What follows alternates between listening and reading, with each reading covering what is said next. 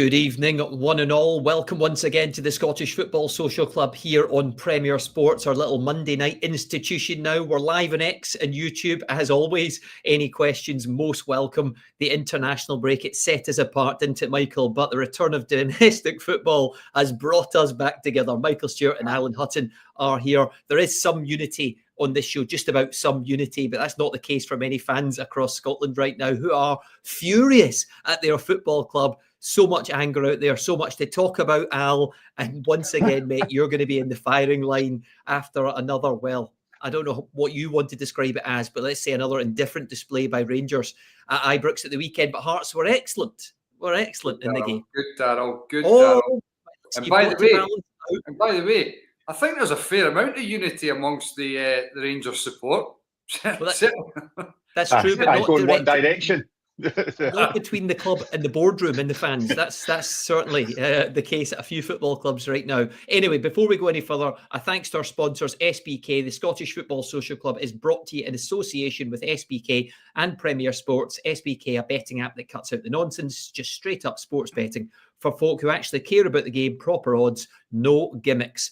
Right, Al, you are in the firing line, mate, but it's not just all on you tonight. I know you're so happy we got another guest on tonight. The shape of Kevin Thomson, who's ready to come on as well. Again, remember he spoke to us last season all about Rangers, and in fact, all about Scottish football and what he was up to. Great to have Kevin on again. How are you, Kev?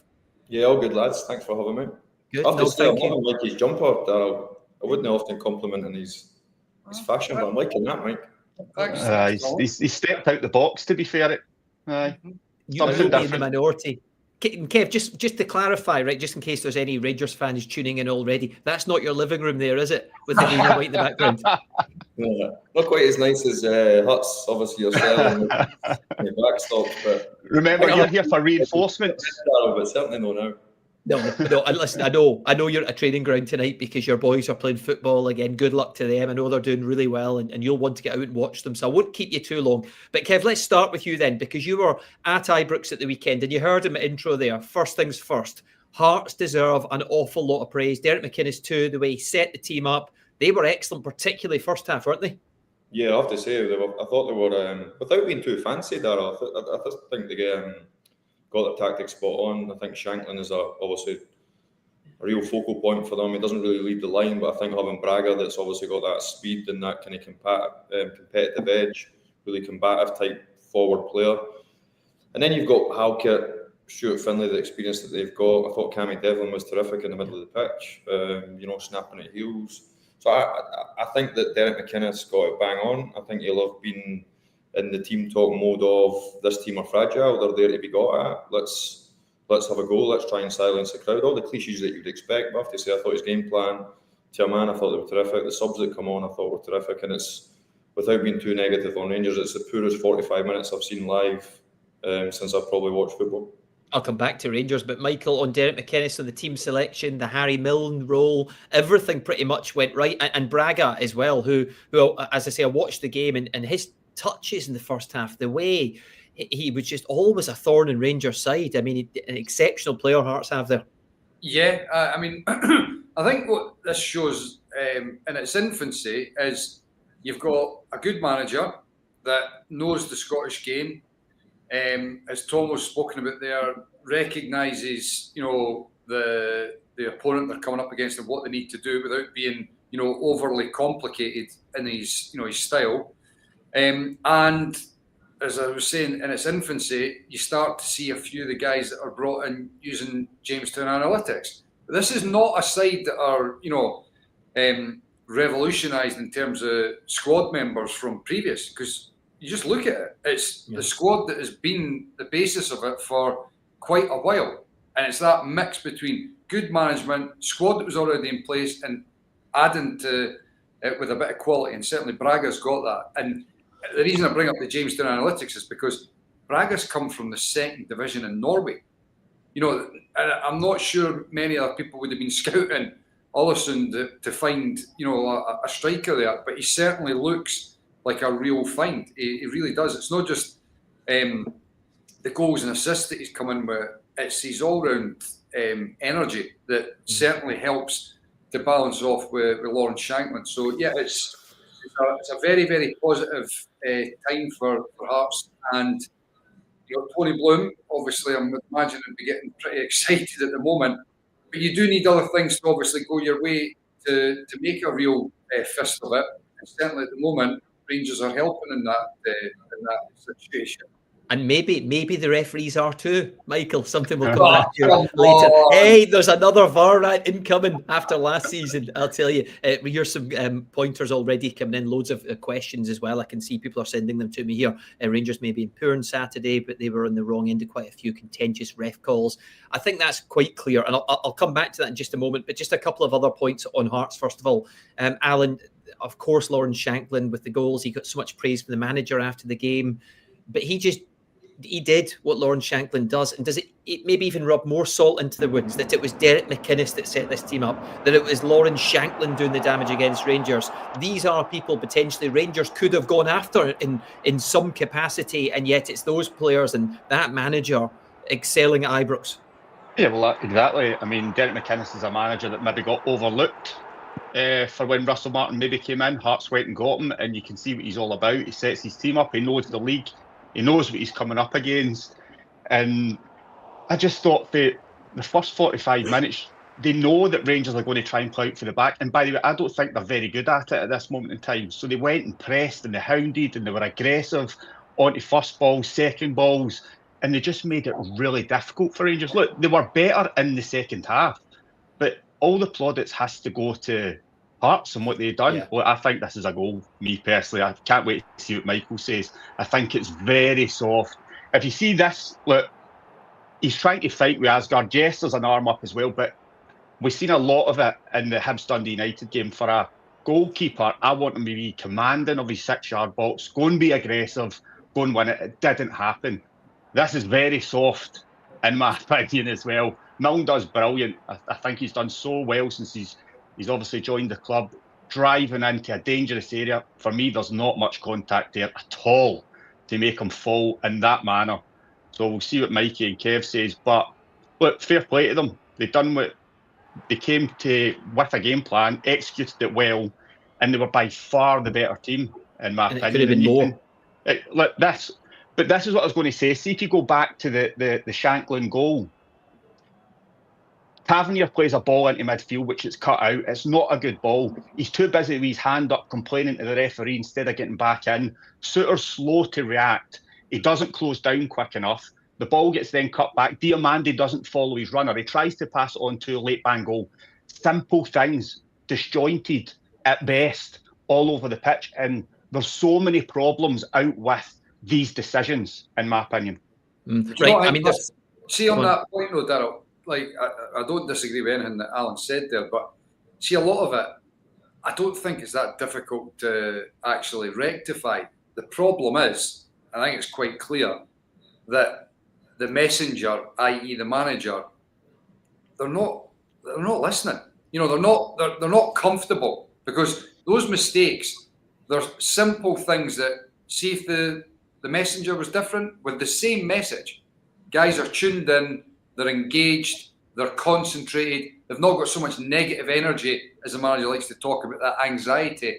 Well, I saw online, it was quite apparent that same post-match interview has been done at MK Dons, at Swansea, at Southampton, at Rangers, talking about players with anxiety.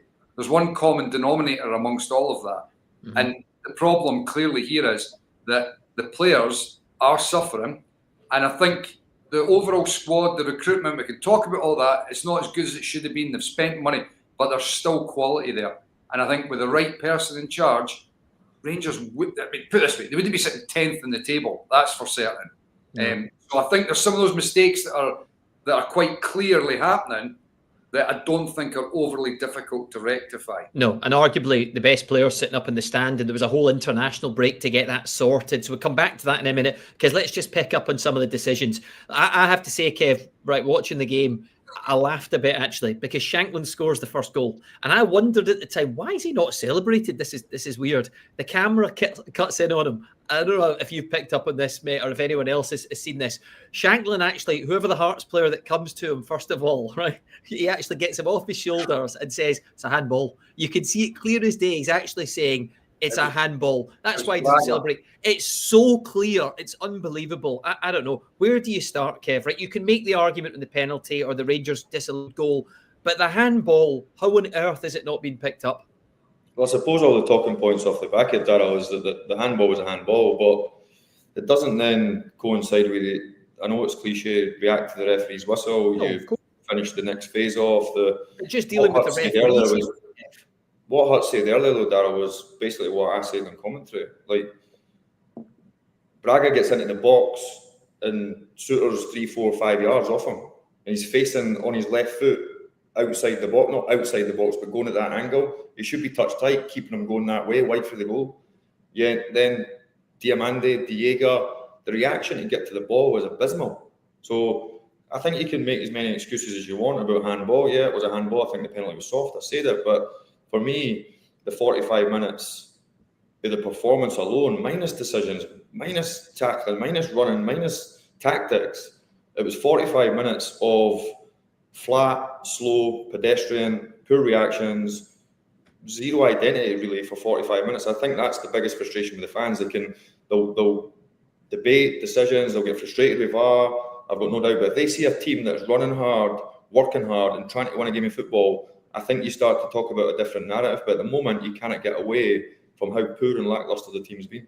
Oh, there's no doubt about that, but I was just giving you the opportunity to go on your own little VAR rant there, Kev, which I often do in this show. Alan, I'll hand the baton straight over to you then. This is one for Michael. No, but everything that Tomo spoke about and I'm speaking about is, yes, you can look at decisions, but I think Rangers' problems are bigger than that. Well, I thought the goal that was disallowed, I thought it was soft. I think the keeper has to come and be stronger. The handball's a handball. Do you know what I mean? Like all these issues, the penalty was soft. But obviously when you're talking about a ref, they're subjective for certain ones and it's what you think is a foul and what's not. Some of the decisions have baffled me over the weekend, if I'm totally honest. We've seen certain decisions at Easter Road just before the international break where there was a save. Volleyball. From Richardson, I think it was an actual save, which wasn't given. And then we've seen ones just this weekend, that the Celtic one, that I'm so confused at. So, I mean, overall, we speak about it, I know, but Michael, come on then. Michael, so I'm ranting. Do you know what I mean? Michael, it's one of those things where it's so frustrating. Get it off your chest, Al. I'm trying. Michael, genuinely, right? I know you're delighted for the Jambos, but genuinely, just briefly, if you can, on those decisions, what did you think? Well, I think everybody sees it. But, like, just before I go on to what is, clearly going to highlight the mistakes that the refs have made there, I think what's quite apparent is when you listen to Kev and to Hutz is that, and I think the reaction from most Rangers supporters has been not really focused on those three mistakes. Like, everybody recognises that, yes, the first, Lawrence Shankland even spoke about it himself afterwards. He was like, I knew it hit my hand and I thought it was, I hope we didn't score because it was going to get disallowed. Shvolov has to be far stronger. Any team that gets that given against them, i.e., score a goal and it's disallowed for that, you're going to be raging. Let's be honest, you're going to be raging. And with a penalty kick, I keep looking, trying to see where the contact is. I'm not convinced. So, in short, Rangers have been very hard done by three decisions. Doesn't happen very often at Ibrox, I'll be honest, but it did happen there. But the reaction has been not to focus on them. It's more like the guys are talking about, the performance. Because Hearts were head and shoulders above Rangers in that first 45 in particular. Yeah. They didn't even really have to get out of third gear. It was pretty comfortable for Hearts. So as much as those three incidents are huge, you get the feeling at times when, would the result have changed? And I know that there are three incidents that actually have affected the goals or the non-goals, but you felt watching that game like Hearts would win that game. Yeah. Oh no, even the opportunity at the end. Mikey. Yeah. Opportunity. Yeah. And you mentioned Show Sorry. as well there, Michael, by the way. I know he wasn't great in that ball. He did make one great save. Yeah. And Craig Gordner reads back in training. Be interesting to see how that plays out as well when he comes back in and he's fully available. Let's just get into the bigger issues then, as Kev's disappeared. We'll maybe get him back in a second there. Maybe he's timed out, Al. I did say 15 I just to 20 can't be minutes dealing with him. anybody. But I've said that. I've had enough. I'm out. It was as soon as we got to the bigger issues. We'll try and get Kev back on. Al, right. The atmosphere inside the stadium, which Kev sort of mentioned briefly too, I mean, I'm not even sure toxic's the word anymore, because it seems a stage beyond up from that. The fans have had enough. There's talk of a massive boycott for this very game, which is live in Premier Sports. Yeah, perfect timing there. This coming weekend, which is a huge game for both teams, by the way, now, and it always was anyway from the draw onwards. But I mean, as the manager, Russell Martin, standing the sidelines, accepting and having to take this without a choice, it must be absolutely brutal. But you cannot. Yeah. Well, can you blame the fans, Al? I mean, they've had enough, and that's clear. No, but I understand. He's come in. They've spent a lot of money. Yes, they've received money as well for the likes of Igaman and these kind of guys going. They've backed him all the way. And I think even if you're changing a squad or whatever, the dynamic, the philosophy, you have to win games along the way. You have to at this club. And Tomo, we were speaking about it before. He'll go into it more in detail, I would have thought, because he was actually at Ibrox. He was booed when he came out. He was booed when he came out at half-time. Booed at the end. You can see the banners. The fans are obviously not happy with anything that's going on in the pitch. So he looks, when I see him after games, he talks well, but now in his press conferences after games, it looks like he's got the weight of the world on his shoulders. But obviously Tomo was there, so he's better to tell you about what the actual Kev, atmosphere. have you ever heard anything like that at Ibrox, actually, in football almost? Well, I think first and foremost, Darrell, it's horrible to see, and we all love football. We're all obviously involved in the game, ex-players or pundits or whatever. But I feel really sorry for him, and that's just the human touch that I've got. I feel as though he's got a wonderful opportunity, the prestige of being the Rangers manager. But I think his press conferences are coming across like that, as if he's starting to look drained. It's probably the least animated and enthusiastic I've seen him on the touchline. So I don't know if he's conscious of that or whether it was just the way the game went, but he's normally clapping like wee combination plays. Maybe it's just because nothing happened that excited him, but to me he's been a wee bit more animated on the touchline than he was on Saturday. And obviously Derek McInnes is quite fiery into it when there's wee scraps in the middle of the pitch or coming together or whatever. You can always see him kind of sticking his chest out to the side, and I would say that Russell was probably matching that. I didn't see that on Saturday, and I just felt for him. He went straight down the tunnel obviously after the game. I think probably 3/4 of the stadium was empty. Just behind me in the gantry, there was quite a lot of fans being quite disrespectful to Kevin Tilwell. He was getting it quite tight. I'm presuming Patrick Stewart was there as well. I never seen the cameras, obviously. I'm just reacting off of what was going over my shoulder, really. So, listen, volatile, toxic. It was really sad to see, really. And Alan, I mean, look, it can't just be Russell Martin. It does feel a bit like he's in the wrong movie at the moment. And the board have then, Kavanagh and the board, if you like, have come out and seemingly have backed him again after. Now, the Rangers fans are a powerful group of fans. I can't remember anything like that either at the weekend, Kev. I can't remember many incidents in Scottish football down the years where I've heard anything like that. To stick with them, Al, new ownership coming in as well, you are risking losing the supporters. No, I'm not talking the manager now, that's gone. You're talking the new owners. This is a brave and bold call. Can you work out why they've decided to stick for now? I think we mentioned this for a while now, even last season, that the kind of rinse and repeat thing has to change at some point. We spoke about it with Philippe Clement. They end up getting rid of him. They bring in Russell Martin. They back him. I still believe that they have to give him another... Look, how to explain this? I didn't think he would have went or left or been fired after the Hearts game. But results matter, as we know.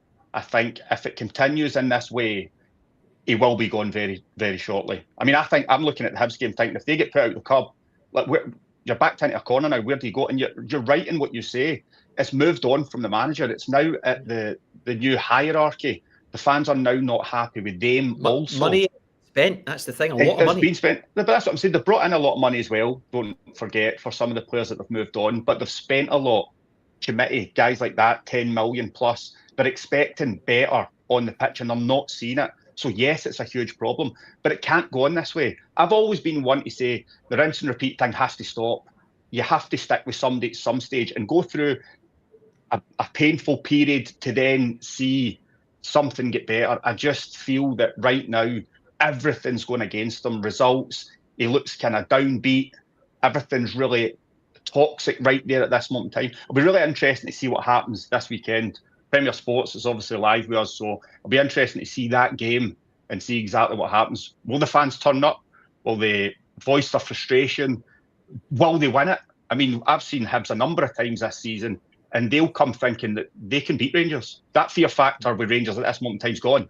So people coming there are thinking, we can get one over in them here. So look, it's going to be interesting at the weekend. Yeah, just quickly, Michael, because I know Kev's got to go in a minute. I've got a couple more for him. Go on, Michael. Well, I was just going to say about the game next week. If you think about all the domestic games, and I'm including Alloa here, by the way, every single domestic game, there has not been a single one of them that Rangers have convincingly performed. Not one. Alloa, genuinely, it looked like they were going to get something out of the game at some point. So for Hibs, who are quite open, by the way, you know, they're you can get at Hibs at the moment, but they've got so much attacking intent that it could go anyway. And if Hibs get after Rangers like Hearts did in that first half, you say, you know, there's no way to go if they get knocked out the cup. But you would have said that like 3 weeks ago. And then, you know, the next result and the next result and the next result. But he keeps getting backed. I genuinely, I can't see, I don't know what the guys think, but I wouldn't be surprised if he's in charge for months to come, honestly. Well, even if it continues. I mean, look, Kev, that's the question, because when you back someone like the board have through this, at what point do you then get to the sort of end game, if you like? That's the real difficulty here, isn't it? Just a couple of pointers or a couple of questions and a couple of other things I want to say and maybe ask you before you go, Kev. The Rascan situation. There was an international break. There's all sorts of rumours and speculation online, by the way, as to what's happened and who's said what.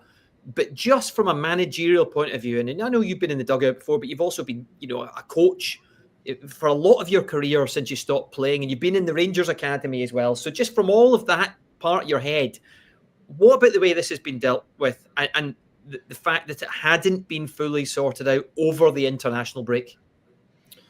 Just frustration. It's just another narrative that's a negative towards the scenario that's already negative. I think, listen, Russell, I would never question any manager and how they deal with things. It's he only sees what's happening day to day and the stuff that he might have a better insight into us. But I just think for such a brilliant player, for the player of the year last year, for somebody that is a buzz bomb, a bundle of energy, you know, brilliant in both boxes. It's amazing how good he is in the air. And I'm talking about both boxes because he's not just good in the attacking box, but he's good in the defending box as well. You could argue Rangers have been a wee bit soft when it comes to set plays, so he's not just a good player when it comes to technical ability, Darrell, and driving the team on, but I just think he's a leader, he's a winner, he kind of wears his heart on his sleeve. So to be put in this situation, I think, is a real frustration for everybody, and only the manager can decide which way he wants to deal with it. If it was me, I would have him playing. I would have found a way of keeping it in-house. I would have found a way of disciplining him, but not to the detriment of the team. And I think Nico Raskin not playing in the team is detriment to the team. Just on a totally separate subject, Kev, because we could go on forever. Look, last time you were on this show, I think I'm right in saying that you were working back in the academy at the time. I think you were doing that because you love the club. I'm sure you said you were doing that goodness of your own heart. I believe, is that all correct? Well, you certainly don't win the lottery when you're working in the academy, Darrell. No, but I do it because obviously I love the club. And, right, so you went back. Back through in Glasgow, obviously I love working for the club. Everybody knows that. You went back. You obviously wanted to be part of the club. I'm sure you offered yourself to the club then to try and help, because I know you want to help turn this around, whether that was to be in the coaching staff, in the academy, whatever it was. I don't know, because look, I've not spoken too much about this at all. No, genuinely, I don't know what's happened since, but I constantly see people messaging tonight as well, by the way, amongst all the other ones coming in here saying Hibs are favourite at the weekend, but a lot of other people commenting online, why are you not part of the coaching staff? You know, why are the club not looking to former players like you who really care and who clearly have standards that match the football club. Why are you not involved in some capacity? Look, where do you stand in all this, and why did you not end up back at the football club? What can you tell us, and are you really disappointed the fact that it wasn't sorted out? No, I don't think disappointed, Darrell, because listen, I was only there on Saturday and the club's been unbelievably good to me, whether it be playing capacity, opportunities since I retired. Of course, listen, we're all made the same. You know, Hutton might probably still think they could put their boots on and go and perform at Ibrox better than some of the players that are there just now. But it's the way we're made, really. So ultimately, no chance. So ultimately, it's the way we're made, Darrell. We believe that we've got that ego, that drive, that kind of bit belief within us that we think that we can do something well. So whenever I've worked at the club, I've always built up a great reputation. It becomes a bit frustrating when you feel as though you can help, but I'm also not naive to know that there's a million other people that would think they could help and be good coaches and really help, obviously, the situation. So I just do what I do, Darrell. Whenever I get an opportunity to do stuff, whenever I get asked, I try and do my best. You know that, the way I'm made. But from your point of view then, Kev, just for any of the fans who are asking questions or watching tonight, any of the Rangers fans, are you open to a return? And if there was any capacity that could get you in the coaching staff or something that you feel you could help the team, would you jump at that opportunity? I don't know if disappointment is the right word, Darrell, but I was a wee bit frustrated that I'd done obviously 4.5 months in the academy. I loved working with Stevie Smith, loved being back on the pitch. Didn't quite enjoy driving to Glasgow 6-7 days a week, obviously. You know what I mean, missing out on the kids. But I'd done it because obviously I was asked, and I seen a kind of pathway back into the club, and obviously getting back involved in the team environment, being back on the grass, working with good players, something that I'm really passionate about. So I suppose there was a wee bit of frustration that it ended the way it ended, with kind of lack of communication and kind of any real closure, really, which was frustration. But listen, I would never, and you know that better than anyone, I would never ever criticise the club. I would criticise what I watch at times, because I think it's only fair if you're doing the media and you're always honest and open. But I would never ever criticise anyone for maybe not giving me the opportunities that I sometimes feel as though I deserve. Okay, I'm going to take that as a yes. You would go back if a good opportunity was presented. Anyway, I was reading between the lines. Me too. Well, me too. Listen, Kev, thank you so much for your time again tonight. I know the boys are training, so I'll let you go and watch them. Really appreciate it, and hopefully we'll catch up again in the show soon. Pleasure, lads. Thanks for having me. Thanks, Kev. See you, boys. Thank you. We've got so much we need to get through, by the way, and a lot to push through. Just briefly, right, just in the way the club are handling things right now, even situations like Kevin Thomson coming back for free last season, wanting to help out, a lack of communication, he's just said. We talk a lot about what happens in the pitch, but standards. You've always talked about Rangers standards, haven't you? Standards at the biggest clubs. Are you not disappointed to hear that sort of stuff as well? No, but I think just the clubs maybe, I'm not in there day to day, but I think the clubs went away from it. Like when we were the youth players, you had to wear shirt and tie, you had to wear trousers, and you wore the suit to the games. There was certain little things that you had to do, and that was just the Rangers way. And I think over time it's maybe just dropped off of that. Like Tomo was there in there, Peter Lovenkrands was in there. They kind of got pushed out for whatever reason. So it just doesn't seem right to me. I always held Rangers in the highest regard of the way they conducted themselves, the way the players conducted themselves, and it's just not like that at this moment in time for whatever reason from the outside looking in. And it's a real shame, because I think guys like that can really help. They know what it's all about. They know how the fans feel. That's why when Fergie came back in, interim manager, they got behind the team because they knew what he's like. They know what he brings. Right? Maybe it wasn't a long-term fix, but in the short term, they knew what they were getting. Yeah, it'll be interesting to see if they turn to some of these guys again very soon, depending on what happens in some of the games that you've seen we've already promoted, including Rangers v Hibs, obviously Premier Sports Cup live and Premier Sports this weekend. Let's move forward, Michael. Let's get through a lot of points. Obviously, we spent a lot there with Kevin. He's on the show. He's taken his own time to come and speak to us. We've talked a lot about his own situation and Rangers and Hearts as well. Onwards then, Dundee, Motherwell, 1-1 in the end. I think we've said this before, but the Steelmen, Michael, they play some great stuff. You really like Maswinise, guys like Longello come in and they're starring every single week, and yet they probably don't have anywhere near enough points on the board from the fans' point of view or the manager's point of view as well, maybe what they've deserved. I mean, 100%. I think, when you look at all their games so far, I think I'm right in saying that it's a league record now, having drawn first 5 games of the season for Motherwell. And I think you're right that they definitely will feel like they should be having more points than they've currently got. So many of those games they've actually been in winning positions as well, and they've dropped points when they really, they shouldn't have. But I think on Saturday it was quite apparent that the manager, Inspector Lascu, was not happy with the second half performance. It was a real drop off. He wasn't, he wasn't overly pleased with that, and I got the sense it's starting to irk him a fair bit. There's a good degree of frustration and a fair amount of annoyance as well, and that is just Maswanisi all over.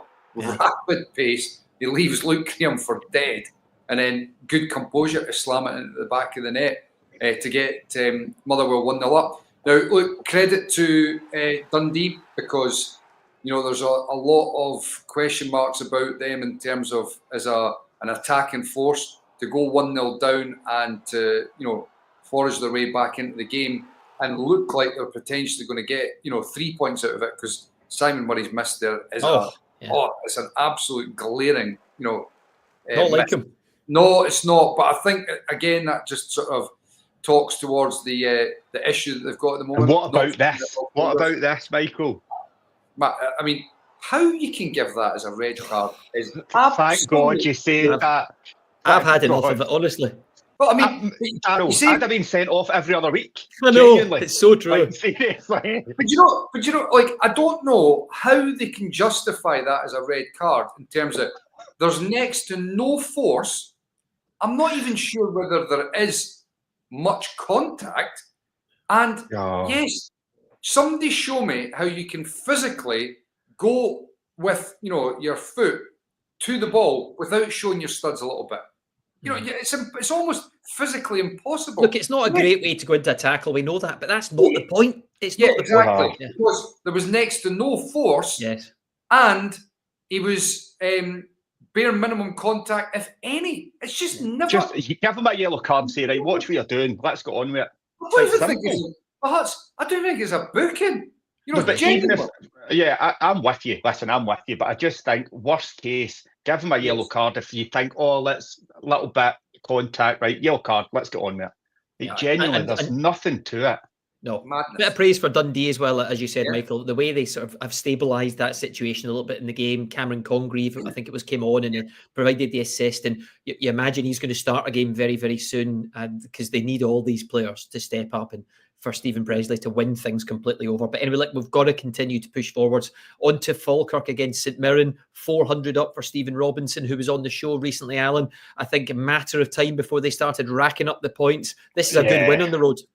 Yeah, it was, looking for the first one. And we all like Stephen Robinson and everything that he's done at that football club, what he's done over a number of years. And I don't think there was, what you're going to get from them. I don't think there was much in the first half. I thought Falkirk, Falkirk had opportunities, didn't they? Yeah, they had opportunities. Wasn't till the second half. I think from John McGlynn's point of view, it's the goals that they conceded. And we've spoken about this before, defensively, a little bit naive at times. Yeah. I mean, the free kick is one of the ones, it's a terrible free kick and it hits off Spencer. There's absolutely nothing Scott Bain can do in goal, as you see there, wrong-footed. But that just gives them the lift. But I still think Falkirk kind of stuck at it and they tried to get back into the game. This is a bit for me. St Mirren probably could have had a couple more goals. Bain had a couple of big saves, but this, switching off, schoolboy stuff. Mandron, great header, by the way. Great ball into the box. But as soon as it's a throw-in, you're taught from young, get switched on. And this is what they're all about as well. Getting the ball out wide, crosses from the fullbacks into dangerous areas. Graham scoring, which will do his confidence a world of good. So there was a lot of positives, but I think from a Falkirk point of view, can we just brush up on those little things to get better? Yeah, the second goal, Michael, they can't afford just momentary lapses like that. All of a sudden, a free cross comes into the box, no one closes down the wide man. That'll drive a manager mad. Totally. It's just basically like what Hutz was about to allude to there. It's basics in terms of there's a shy getting taken. You've got to have somebody marking whoever's receiving it, and as soon as the ball's going back to the guy that's taking the shy, you've got to get on his touch. You've got to get tight. You can't allow him to be getting a touch, lifting his head and throwing a ball into the box. So that's concentration, and it's just working on those basics again, because that is a bit of a recurring theme for Falkirk in terms of basic sort of defending that they're being punished with this season. And then again, Mandron is unmarked on the 6-yard line. That needs to be eradicated as well, because they're conceding too many what you would regard as avoidable goals. It's not like, the free kick where you just go, look, there's nothing we can do about that. That's just a bit of bad luck, a bit of bad fortune. There's too many goals that they're conceding that really they should be able to avoid. And if they do that, they'll give themselves an opportunity to pick up points, because they're always capable of hurting the opposition. Yeah, and by the way, just on St Mirren, I know, as I say, we had obviously Stephen Robinson on the show, and we discussed a lot about his mindset and the recruitment and, his jobs in the past and how this compares and how happy he is at St Mirren. I could go on. I still hear people saying, and I said this, if you remember, last week as well, or 2 weeks ago in our last show, about the St Mirren style. And I think there's this blasé attitude, the style is terrible. I've watched some of their games. I think at times they play some really good stuff. Can you throw the ball forward quickly? Yes. Is it all bad? No. Why not? No, but it's not just a punt, like Darrell. It's not correct. A punt. That's exactly my point now. It's anti-chest. It's, can we knock it down? Can we play in areas that we can go and hurt teams? They've got a solid back line in the 3. Their midfield solid. They've got pace out wide, and they've got 2 boys up front that are dangerous. So why? So, like, for Rangers, for an example, why take risks when you don't need to? I'm not saying play long ball. Play into an area where you can hold it up, be aggressive from that point, and then go and try and attack. You can just mix up now and then. But you can talk about different philosophies and different strategies and everything like that. It all doesn't matter a job if you can't get the players to buy into it and execute it. Stephen Robinson clearly has a clear idea, and the players understand it and they execute it. Rangers, that's not the case. But I have got to say, you are Stephen Robinson's biggest fan, Darrell. Listen, or you're his agent. You're his agent. I have just heard it said a lot, and I heard it again in some quarters yesterday about people not wanting to pay to go and watch them. Incredibly harsh, I think, because every time I've watched them, and we've been at their games with Premier, they've been good games to watch. There's always been excitement. There's always something that's happening. So, fair play. Enough said. It's all the details. Enough said. Right, on to Aberdeen Livingston, Michael. All the contract details. Listen, I'm on 10%. Okay. Aberdeen, Livingston, Michael. Right, I didn't watch the full game. I saw some extended highlights. When you watch the highlights of this one, right, Aberdeen have created some big... Well, there was some highlights. Aberdeen created some big chances. I don't even think we've got them all. We don't even have time to see them all, but Nisbet had a chance in the game. Oish, or however you call it. You say his name, I should say. Oshish. Before that, Oshish, yes. Before that, he had a chance. Some new signings coming in as well. So, look, on another day, they could have scored 2 or 3 goals, Michael. And yet, at the end, there were some boos. And yet, the Pittodrie atmosphere was flat at times. It's all not quite adding up despite the opportunities, is it, Michael? Well, clearly. I mean, look, this is no goals, no wins at the start of the campaign. 4 league games and they've not scored a goal. That is just, for Aberdeen, a club the size of them, that's not good enough. Plain and simple. You can dress it up as much as you want and make, whatever excuses, tough games, and they have been. Hearts, Celtic, the game at the weekend against Livy, not an easy game. They're not easy games, but holy smokes, come on, not a goal. They also had Falkirk at home. And the other thing I was going to say was, this isn't just now. This is back to this last season. That's the concern. The first 11 games of last season were obviously unbelievable in the league. They picked up 30 points out of 33. They won 10 of their first 11 games. Since then, there's been 31 league games and they've won 5. That's a pretty damning, stat. That's dire from Aberdeen. Do you think that's where the worry comes from? Do you think that's where the worry comes from? Because remember, they had that amazing start to the season, then they just dropped off a cliff. And it was really kind of worrying times for them. Now they've started this campaign in that vein. Look, I think Jesper Karlsson came in, looked a good signing. From what I've seen, he looked tricky, he looked lively, he'd something a little bit different. He's a good player. The only thing for me is, and why I wouldn't worry, mind you, I'm not a fan, but I wouldn't worry, is because they're creating opportunities. Like, they bring Nisbet in now, you're hoping that he can back that up. Lazetic smashes the post at the end. Exactly. Yeah, so they're see if they weren't creating anything, then that's a huge problem. They just need to get squad. It's a good squad. I hear what you're saying in terms of, and I agree with you. But my concern is that this needs to happen quickly, because otherwise, we've all seen good teams that almost spiral out of control, and the negativity and the real sort of downward spiral becomes almost, it takes on a life of its own. And I just think for Aberdeen, they've invested. I think they've brought in some good players that we've already just spoken about there. But it needs to happen quick. It really needs to happen. Otherwise, I'm fearful that it could run away from them. Yeah, and I talked about sort of fans' anguish, if you like, at the start, and maybe some anger as well. Maybe it's not quite hit those levels yet for the Dons fans because of the transfer window and because of the Cup last season and winning the Scottish Cup and the highs of that. I think you're right, though, Michael. The game that we just advertised there, the game against Motherwell in the Cup that's live this weekend, is just absolutely enormous because they need to pick up that momentum again. It has to happen quick. Right, speaking of momentum, Hibs and Dundee United have had it at times so far this season. I know it was agony in European matches for them towards the end, Al, but domestically they looked like two good football teams. What a game that was you were at. Where do we even start? Brilliant. Where do you want to start with this?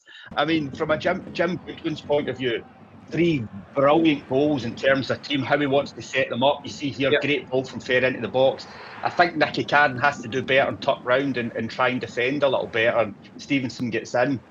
Kucherenko. Michael was a big fan of the goalkeeper at the weekend.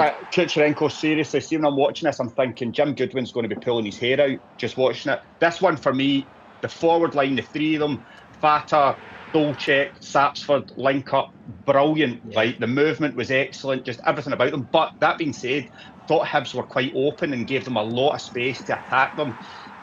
But you know how Dundee United want to play. They want to get balls into the box. It's another great ball. Nicky Cadden he done amazing going forward. His balls were amazing. He had a great battle against Lucas Stevenson, but there he needs to tuck round. And then after that, it was just action-packed. You see here, Bowie, I mean, he's got everything to be a top striker, in my opinion. But I think that was the right decision as well, and they get back into the game. So see this big bit, right? I mean, Kucherenko to start with, like, what are you doing? Right? If he either comes and collects that or stays in his line, for me, it doesn't happen. We were wondering what was going on. As harsh as it is, I think it is a penalty because it's not deflected up off anybody. It's hit him in the arm. It's going towards goal. I think it is a penalty. As much as I don't necessarily like it, as much as I don't necessarily like it, I think it is. What about the red card? Again, it just seems so unnecessary to be watching on. It is. I don't understand that, and I hope I'm not talking out of turn here, but I don't know if when you think sometimes is my mind playing tricks on me. I'm sure when we were listening to the VAR communication, I'm pretty sure I thought I heard the VAR official saying that'll be a second yellow, and then when I saw the straight red coming, I thought, have I missed the second yellow? Do you think there was a mix-up in communication then? I don't know, but obviously he was booked previously.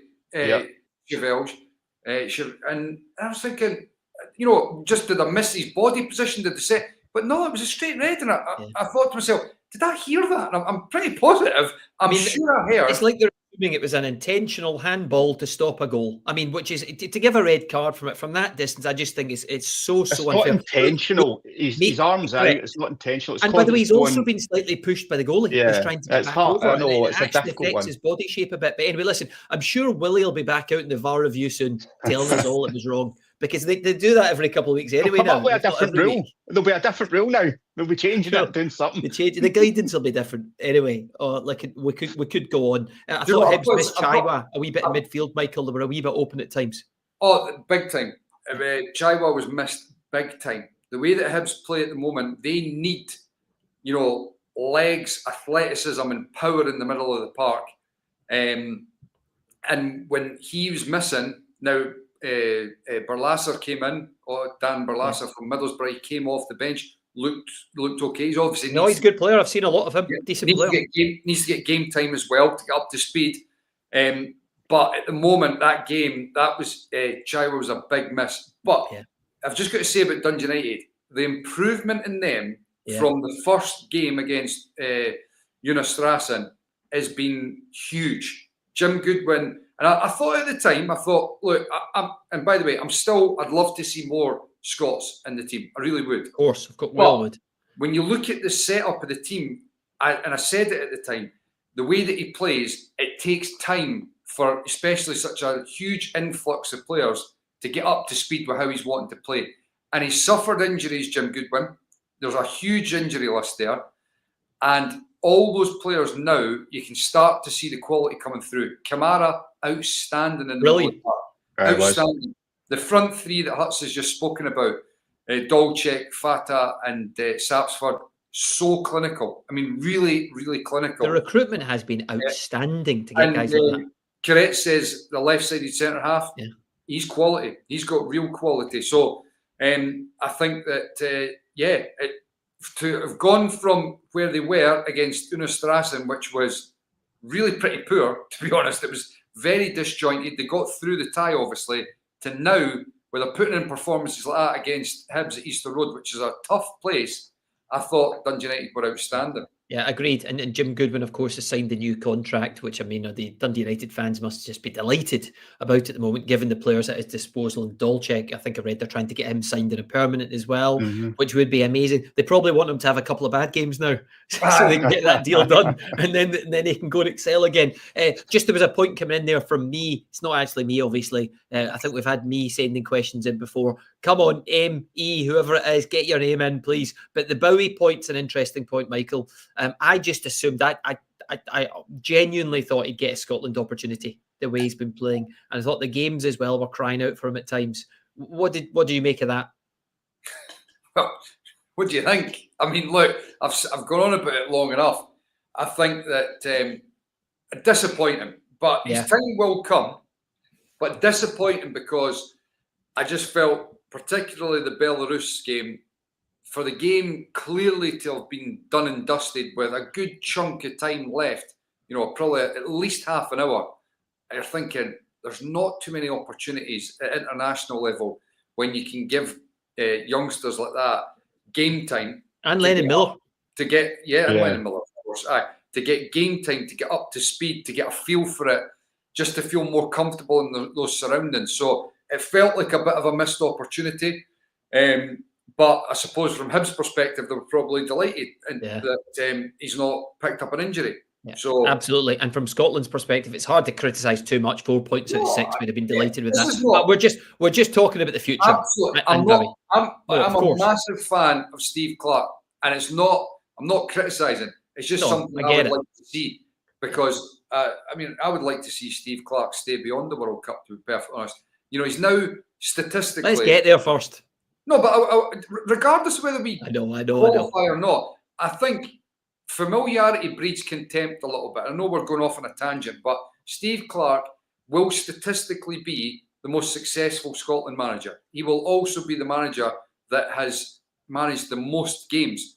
And that's in a generation where patience and time are a virtue that very seldom is given to managers. So I think he is deserving of huge credit. Yeah, a lot of people were calling for him to go, if you remember the negativity after the Euros. So anyway, let's hope he gets us to the World Cup. That's the main thing. And there was a point obviously there coming in still about Shankland compared to Bowie, opportunities, etc. But we need to move on because we don't have long left. We've got to touch upon Killie, Celtic. I'm sure VAR's going to come up again. Celtic at the moment, Michael, obviously they're still trying to find their way a little bit with new players coming into the team as well. They lost their way a bit in the match, and I guess Kilmarnock deserve credit for that before the big moment towards the end.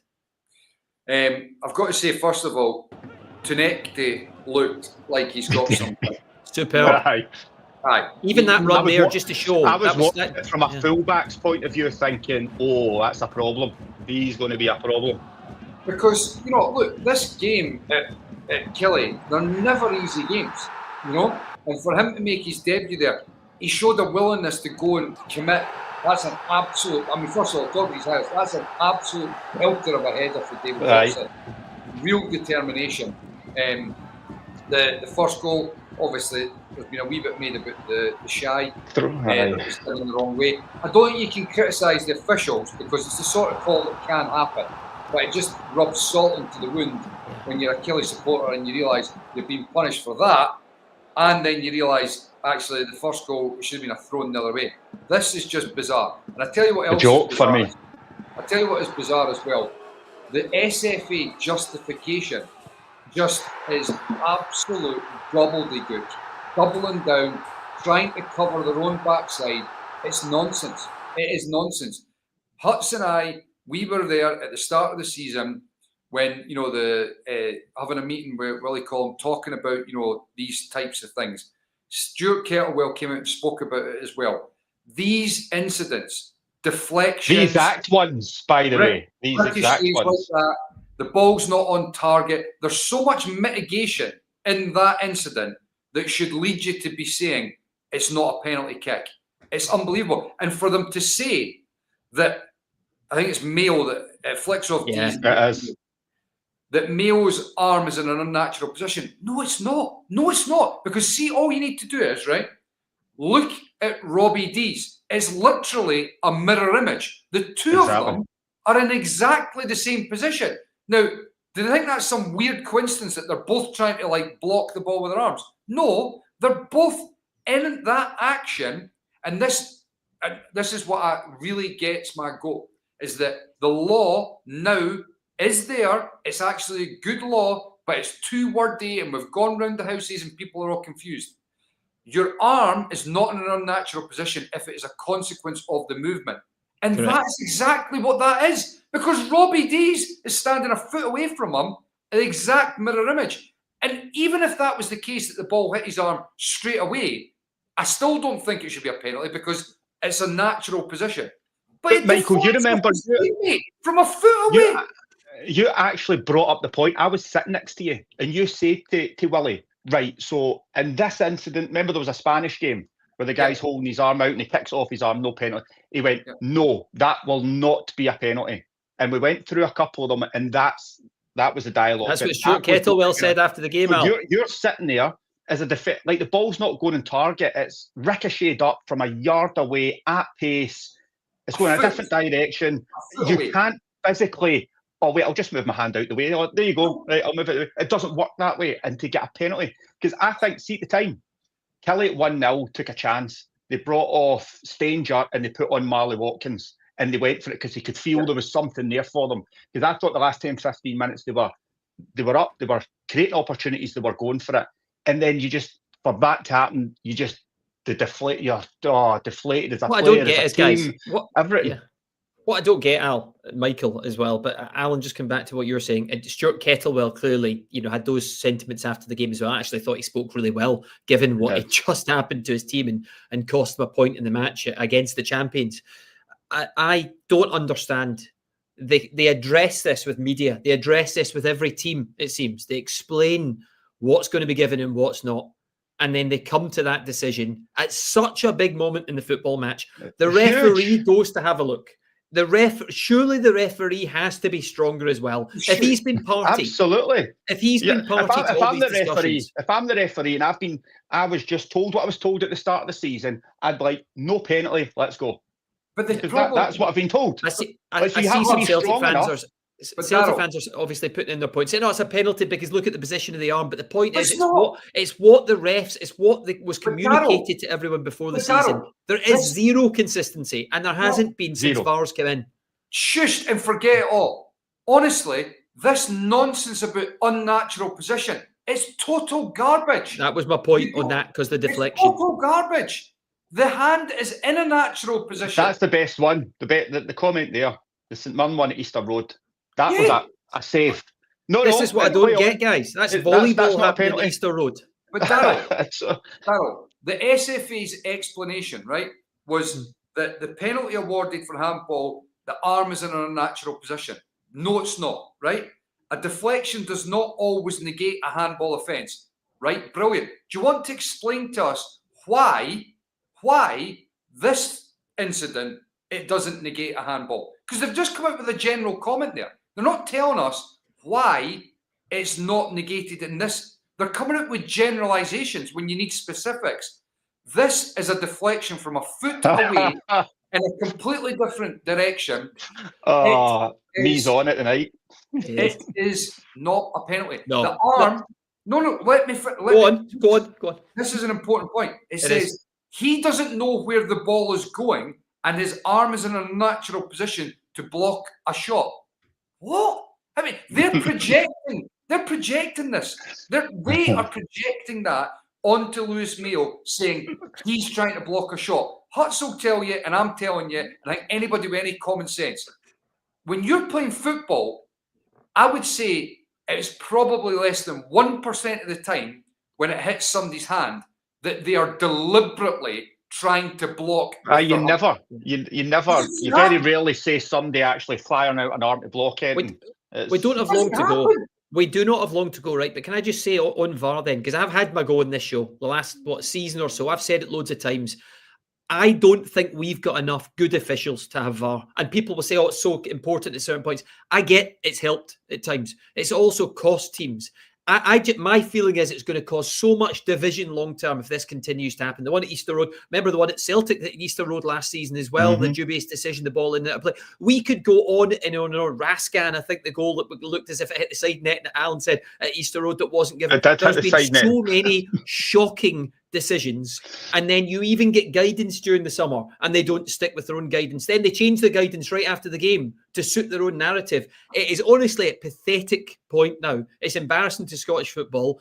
I don't know how it can continue like this. Fans eventually, it'll be like what's happened at Ibrox Al. They'll eventually walk out. Enough is enough, because you can't. This is not football, in my opinion, anyway. Look, only a couple of minutes to go, Michael. Go on. So see, I genuinely think it's very difficult with football fans because it's so partisan, and when it's for your team, you find the absolutely. But we flag up them all. That's my point. Every team. You think it is, but I do genuinely believe if they just take a step back and you look at that incident and you say, if that decision is given against my team, would you be accepting of that? And it's not. Would you say definitely a penalty? No, you wouldn't. What is Lewis Mayo meant to have done there? And the thing I'm going to mention about the referees and VAR. The other concern here is, I think it was Matthew McDermott was the VAR official. That's the crux of the problem here. He should never have got involved. So he's made a mistake. Then John Beaton should have been stronger.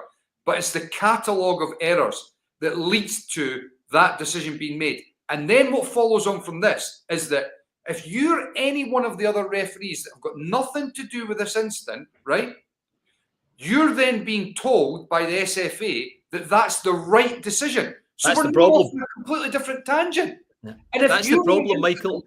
Next week, where an incident like this happens, and you yourself as a ref are thinking, no, that's not a penalty.